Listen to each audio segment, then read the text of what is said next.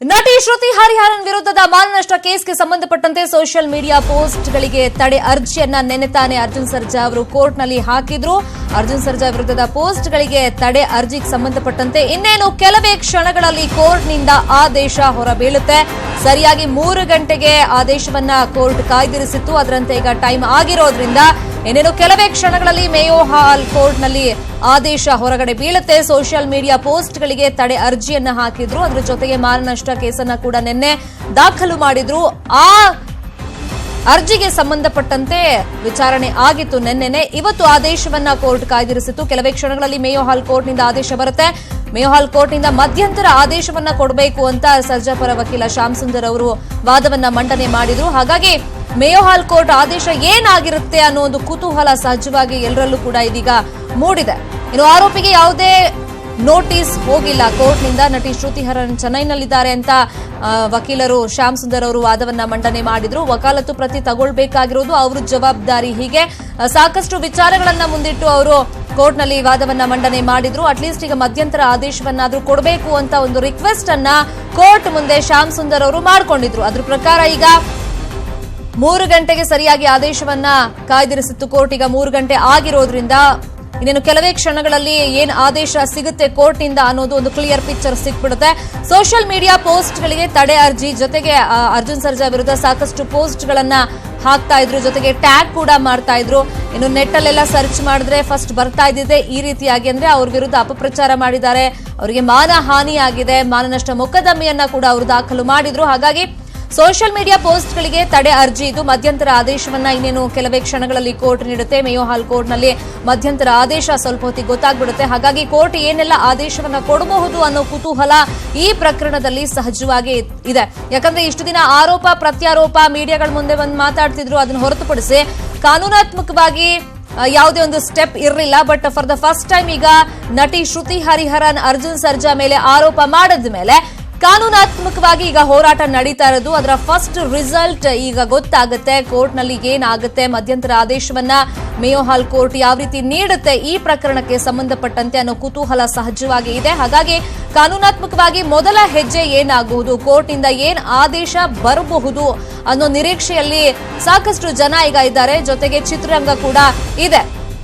Mayo ಹಾಲ್ ಕೋರ್ಟ್ನಲ್ಲಿ ಮಧ್ಯಂತರ ಆದೇಶ ಇನ್ನೇನು ಕೆಲವೇ ಕ್ಷಣಗಳಲ್ಲಿ ಹೊರಗಡೆ ಬರುತ್ತೆ. ಹಾಗಾಗಿ ಕೋರ್ಟ್ ಏನೆಲ್ಲ ಆದೇಶವನ್ನ ಈ ಮೀಟು ಪ್ರಕರಣಕ್ಕೆ ಸಂಬಂಧಪಟ್ಟಂತೆ, ಅದರಲ್ಲೂ ಕೂಡ ಸೋಷಿಯಲ್ ಮೀಡಿಯಾ ಪೋಸ್ಟ್ಗಳಿಗೆ ಸಂಬಂಧಪಟ್ಟಂತೆ ಅದನ್ನ ತಡೆ ಅದಕ್ಕೆ ಕೊಡಬೇಕು ಅಂತ ಅವ್ರ ಅರ್ಜಿಯನ್ನ ಹಾಕಿರೋದು. ಯಾಕಂದ್ರೆ ಈಗ ಸಾಕಷ್ಟು ಕೇವಲ ಕನ್ನಡದಲ್ಲಿ ಮಾತ್ರ ಅಲ್ಲ, ಬೇರೆ ಬೇರೆ ಸಿನಿಮಾ ಇಂಡಸ್ಟ್ರಿಯಲ್ಲಿ ತಾನು ಕೆಲಸ ಮಾಡೋದ್ರಿಂದ ಎಲ್ಲಾ ಕಡೆ ತನಗೆ ಮಾನ ಹಾನಿಯಾಗಿದೆ. ಜೊತೆಗೆ ಇಂಟರ್ನೆಟ್ ಅಲ್ಲಿ ಸರ್ಚ್ ಮಾಡಿದ್ರು ಕೂಡ ತುಂಬಾ ಜನ ಟ್ಯಾಗ್ ಮಾಡಿರ್ತಾರೆ. ಸೊ ಅವಮಾನ ಆಗ್ತಿದೆ ನನಗೆ ಅಂತ ಅವ್ರ ಅರ್ಜಿಯನ್ನ ಹಾಕಿದ್ರು.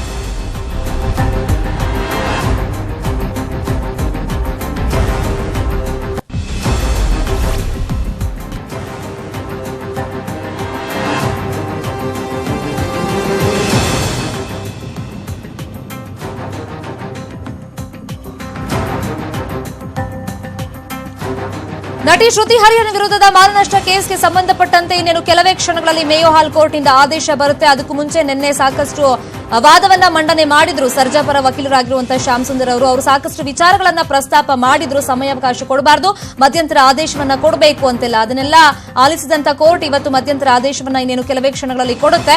ಸೊ ವಾದ ಮಂಡನೆ ಮಾಡಿದಂತ ಸರ್ಜಾ ಪರ ವಕೀಲ ಶ್ಯಾಮ್ ಸುಂದರ್ ಅವರು ಮಾತಾಡಿದ್ದಾರೆ. ಏನ್ ಹೇಳಿದ್ದಾರೆ ನೋಡ್ಕೊಂಡ್ಬರೋಣ. ಲೀಗಲ್ ಪ್ರೊಸೀಡಿಂಗ್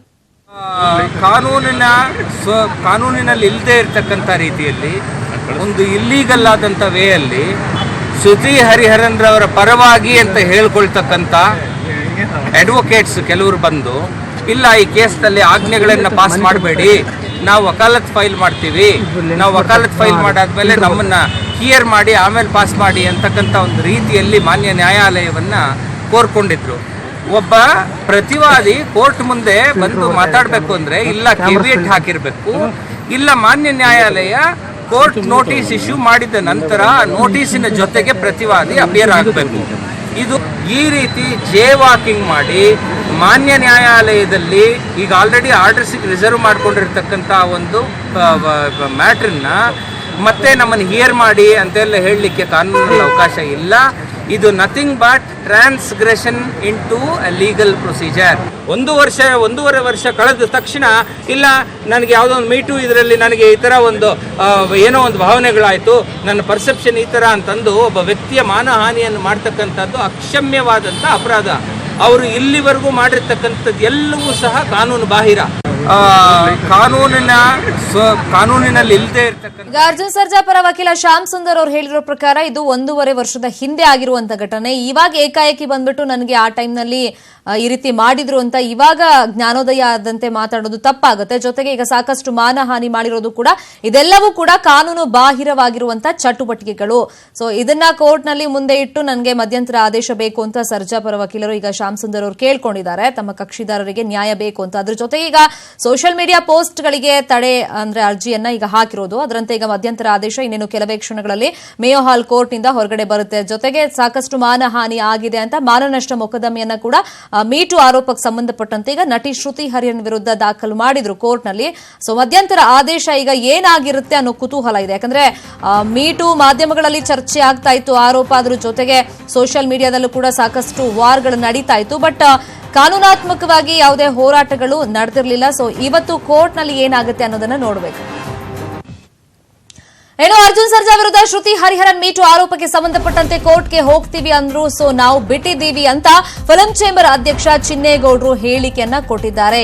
ಈಗ ಆಲ್ರೆಡಿ ಕೋರ್ಟ್ಗೆ ಇಬ್ರು ಕೂಡ ಹೋಗ್ತೀವಿ ಅಂದಿದ್ರಿಂದ ನಾವು ಬಿಟ್ಬಿಟ್ಟಿದ್ದೀವಿ ಅಂತ ಫಿಲಂ ಚೇಂಬರ್ ಅಧ್ಯಕ್ಷ ಚಿನ್ನೇಗೌಡರು ಹೇಳಿಕೆಯನ್ನ ಕೊಟ್ಟಿದ್ದಾರೆ. ಇಬ್ರು ಪರಸ್ಪರ ಡ್ಯಾಮೇಜ್ ಮತ್ತೆ ಹರ್ಟ್ ಆಗಿದೆ ಅಂತ ಹೇಳಿದ್ರು ಅಂತ ಕೂಡ ಅವರು ಹೇಳಿಕೆಯನ್ನ ಕೊಟ್ಟಿದ್ದಾರೆ.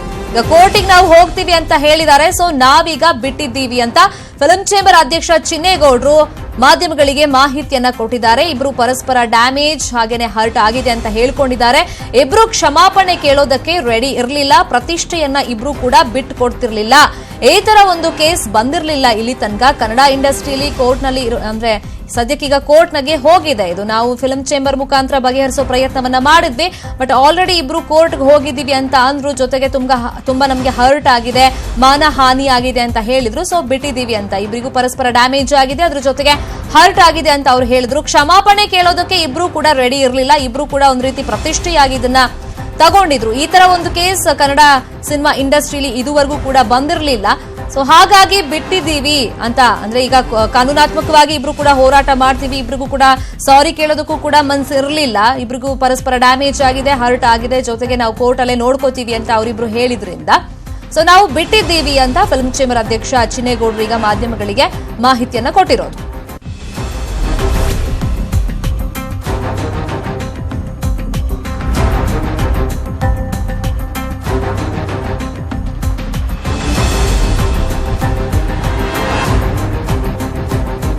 ಅರ್ಜುನ್ ಸರ್ಜಾ ವಿರುದ್ಧ ಶ್ರುತಿ ಹರಿಹರನ್ ಮೀಟು ಆರೋಪಕ್ಕೆ ಸಂಬಂಧಪಟ್ಟಂತೆ ನಿನ್ನೆ ಫಿಲ್ಮ್ ಚೇಂಬರ್ನಲ್ಲಿ ರಾಜಿ ಸಂಧಾನ ಸಭೆಯನ್ನ ನಡೆಸಿದ್ರು, ಆದ್ರೆ ಅದು ವಿಫಲವಾಯಿತು. ಅಂಬರೀಶ್ ಅವರ ನೇತೃತ್ವದಲ್ಲಿ ಮಾಡಿರೋದು. ಸೊ ಹಾಗಾಗಿ ಅದ್ರ ಬಗ್ಗೆ ಮಾಹಿತಿಯನ್ನ ಈಗ ಫಿಲ್ಮ್ ಚೇಂಬರ್ ಅಧ್ಯಕ್ಷ ಚಿನ್ನೇಗೌಡರು ಕೊಟ್ಟಿರೋದು. ಕೋರ್ಟಿಗೆ ಹೋಗ್ತೀವಿ ಅಂತ ಅಂದ್ರು ಇಬ್ರು ಕೂಡ, ಸೊ ಅದಕ್ಕೆ ನಾವು ಬಿಟ್ಟಿದ್ದೀವಿ ಅಂತ ಹೇಳಿದ್ದಾರೆ. ಅದ್ರ ಜೊತೆಗೆ ಇಬ್ರು ಕೂಡ ಪರಸ್ಪರ ಡ್ಯಾಮೇಜ್ ಆಗಿದೆ, ನಮಗೆ ಹರ್ಟ್ ಆಗಿದೆ ಅಂತ ಹೇಳ್ಕೊಂಡ್ರು. ಪರಸ್ಪರ ಸಾರಿ ಕೇಳೋದಕ್ಕೂ ಕೂಡ ಇಬ್ರು ರೆಡಿ ಇರಲಿಲ್ಲ, ಪ್ರತಿಷ್ಠೆಯನ್ನ ಇಬ್ರು ಕೂಡ ಬಿಡ್ತಾ ಇಲ್ಲ. ಈ ತರ ಕೇಸ್ ಇಲ್ಲಿ ತನಕ ಒಂದು ಕೂಡ ಸಿನಿಮಾ ಅಂದ್ರೆ ಕನ್ನಡ ಸಿನಿಮಾ ಇಂಡಸ್ಟ್ರಿಲಿ ಬಂದಿರಲಿಲ್ಲ. ಹಾಗಾಗಿ ಕೋರ್ಟ್ ನಲ್ಲಿ ಇರೋದ್ರಿಂದ ಅಲ್ಲೇ ನೋಡ್ಕೊಳ್ಳಿ ಅಂತ ಅಂಬರೀಶ್ ಅವರು ಕೂಡ ಹೇಳಿದ್ರು. 30ನೇ ತಾರೀಕು ಕಾರ್ಯಕಾರಿ ಸಮಿತಿ ಸಭೆಯಲ್ಲಿ ಈ ಬಗ್ಗೆ ಚರ್ಚೆ ಆಗುತ್ತೆ ಅಂತ ಫಿಲ್ಮ್ ಚೇಂಬರ್ ಅಧ್ಯಕ್ಷ ಚಿನ್ನೇಗೌಡರು ಮಾಹಿತಿಯನ್ನ ಕೊಟ್ಟಿದ್ದಾರೆ. ಸಂಧಾನ ಸಮಿತಿ ಬಲಪಡಿಸೋ ವಿಚಾರಕ್ಕೆ ಸಂಬಂಧಪಟ್ಟಂತೆ 30ನೇ ತಾರೀಕು ನಾವೊಂದು ಕಾರ್ಯಕಾರಿ ಸಮಿತಿ ಸಭೆಯನ್ನ ಕರೆದಿದ್ದೀವಿ, ಅಲ್ಲಿ ಈ ಬಗ್ಗೆ ಎಲ್ಲ ಚರ್ಚೆ ಮಾಡ್ತೀವಿ ಅಂತ ಫಿಲ್ಮ್ ಚೇಂಬರ್ ಅಧ್ಯಕ್ಷ ಚಿನ್ನೇಗೌಡರು ಹೇಳಿಕೆಯನ್ನ ಕೊಟ್ಟಿದ್ದಾರೆ. ಅಕ್ಷರವಾಗಿ ಈ ಸಿನಿಮಾ ರಂಗದಲ್ಲಿ ನಿಮಗೆಲ್ಲ ಗೊತ್ತಿರುವ ಹಾಗೆ 4 ಗೋಡೆ ಒಳಗಡೆ ಬಗೆಹರಿಸ್ಕೊಬೇಕಂತ ವಿಷಯಗಳಿಗೆಲ್ಲ ಇದು ಒಬ್ಬರಿಗೆ ಅಸಹನೆ ಅಸಮಾಧಾನ ಇವೆಲ್ಲ ಆಗಿ ಬೀದಿ ಬಂದಿರೋದ್ರಿಂದ ಇದನ್ನು ಎಲ್ಲರಿಗೂ ಕೂಡ ನೋಡೋರಿಗೆಲ್ಲ ನೋಡಿದಷ್ಟವ್ರಿಗೆಲ್ಲ ಎಲ್ಲ ಇಡೀ ಸಮಾಜಕ್ಕೆ ಎದುರು ನೋಡ್ತಾರೆ, ಯಾಕೆ ಹಿಂಗಾಗಿ ಆಗಬಾರ್ದು ಅಂತ. ಆಲ್ರೆಡಿ ಅವರ ದೃಷ್ಟಿಯಿಂದ ಹೆಣ್ಣಿಗೆ ಮಾನ ಮರ್ಯಾದೆ ಗೌರವ ಬೆಳೆಸಿಕೊಳ್ಳೋಕ್ಕೂ ಆಕೆಗೂ ಇದೆ, ಇವರು ತಮ್ಮದೇ ಗೌರವ ಉಳಿಸ್ಕೊಳ್ಳೋಕ್ಕೂ ಇವ್ರಿಗೂ ಇದೆ. ಇದರಲ್ಲಿ ಕಸಿದುಕೊಳ್ಳೋದು ಯಾರಿಗೂ ಏನಿಲ್ಲ. ಇದು ಆಲ್ರೆಡಿ ಇವರು ಒಬ್ರಿಗೊಬ್ಬರಿಗೆ ನಾನು ಕ್ಷಮಾಪಣೆ ಕೇಳಲ್ಲ ಅಂತ ಇವ್ರು ಹೇಳ್ತಾರೆ, ನನ್ನ ಮಾನ ಮರ್ಯಾದೆ ಹೋಗಿರ್ಬೋದು ಧಕ್ಕೆ ಆಗಿದೆ ಗೌರವಕ್ಕೆ ಅಂತ ಹೇಳಿ ಅವ್ರು ಹೇಳ್ತಾ ಇದ್ದಾರೆ. ಅವರು ಕೋರ್ಟ್ ಹೋಗಿರೋದ್ರಿಂದ ವಿಷಯ ಹೆಚ್ಚು ಚರ್ಚೆ ಮಾಡೋದು ಬರೋದಿಲ್ಲ. ಕೋರ್ಟ್ ಆಯ್ತಪ್ಪ ನ್ಯಾಯಕ್ಕೆ ಹೋಗಿದ್ದಾರೆ, ನೀವು ಅಲ್ಲಿ ತೀರ್ಮಾನ ಮಾಡಿಕೊಳ್ಳಿ ಅಂತ ನಾವು ಹೇಳಿ